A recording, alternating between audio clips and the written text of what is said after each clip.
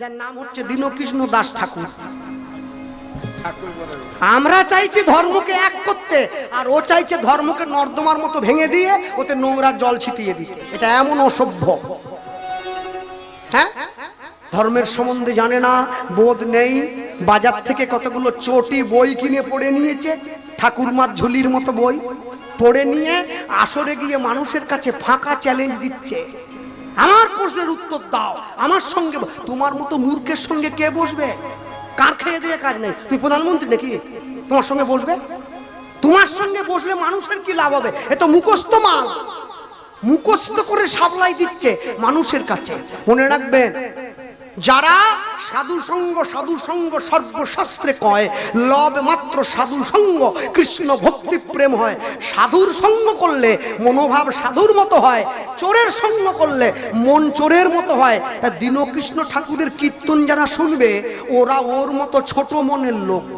ও কৃষ্ণকে অসুর বলেছে, কৃষ্ণ নাকি অসুর, তাহলে ওর নাম দীনকৃষ্ণ। দিন মানে ছোট, কৃষ্ণ মানে অসুর। ওটা ছোট অসুর, কৃষ্ণ বড় অসুর, ওটা ছোট অসুর।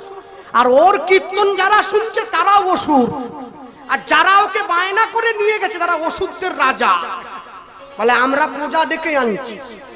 হ্যাঁ, মনে রাখবে, কীর্তন কমিটি যারা, আমি ইউটিউবের মাধ্যমে কথাটা এভাবেই বলবো, একটা কমিটি আছে সস্তার প্রচারের জন্য, সস্তার প্রচার পাওয়ার জন্য আপনারা এইভাবে ধর্মকে নষ্ট হতে দেবেন না।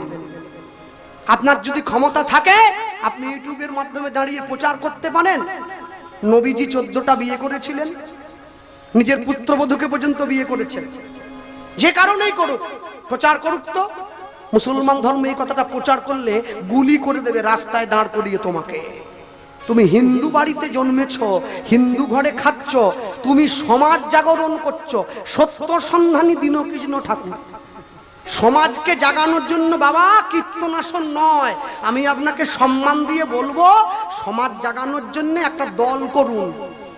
আপনি আমাদের বলবেন যে বইটা আপনি পড়েছেন, 42টা কালী, 48টা লক্ষ্মী, 43টা শিব, ওই বইটা বলুন আমাদের, আমরা কিনে পড়ি। এগুলো সব আগুন দিয়ে পুড়িয়ে দেবো। যাক, ভাগবত টাগবত সব মিথ্যে, গীতা ফিতা সব মিথ্যে, ও সব পুড়িয়ে দেবো। আপনি আমাদের বলবেন যে বইটা, আমরা সেটা কিনে পড়ব। মনে রাখবেন, ধর্মীয় বিশ্বাস, ধর্মীয় আবেগ, সেখানে অনেক ভুল ত্রুটি আছে, সেটা আমিও জানি। কিন্তু কারো ধর্মীয় আবেগে আঘাত দেওয়ার অধিকার তো আপনার নেই, আছে কি? কারো ধর্মীয় আবেগে আপনি আঘাত দিতে পারেন না। আমার যে ধর্ম ভালো লেগেছে আমি পালন করছি, আপনার যে ধর্ম ভালো লেগেছে আপনি পালন করছেন।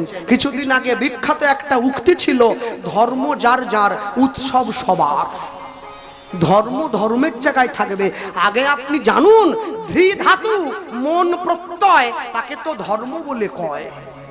ধর্ম মানে কি? যা মানুষকে ধারণ করে রাখে। আপনি মানুষকে কি শিক্ষা দিচ্ছেন? হাত পা ছুড়ে লম্ফ ঝম্প করে, চিৎকার চেঁচামেচি করে মানুষকে প্রশ্ন দিয়ে দিচ্ছেন। নারায়ণের বাহন গরুর হলে কৃষ্ণের বাহনের নাম কি? ও জেনে আমার বাবার কি? হ্যাঁ, কৃষ্ণের বাহনকে ও জেনে আমার কি হবে? মনে রাখবেন, মানুষের মাঝে দাঁড়িয়ে রাতের অন্ধকারে যে কথা প্রচার করে গেলাম, খাঁটি কথা। আমি জানি, আমি যে কথাটা প্রচার করলাম, এরা যখন এই কথাটা ভিডিও হিসাবে ইউটিউবে আপলোড করবে, কদিন পর আমাকে নিয়েও একটা ছ্যাবলামো ভিডিও বের করে দেবে যে নিজে কিছু জানে না, এ আবার ধর্মের ব্যাপারে তর্ক করতে এসেছে। না, আমি কারোর সঙ্গে তর্ক ডিবেটের জন্য কথাটা বলিনি। আমি বলেছি কোনো কিছুর বিনিময়ে আপনারা নিজেদেরকে বিলিয়ে দেবেন না দয়া করে।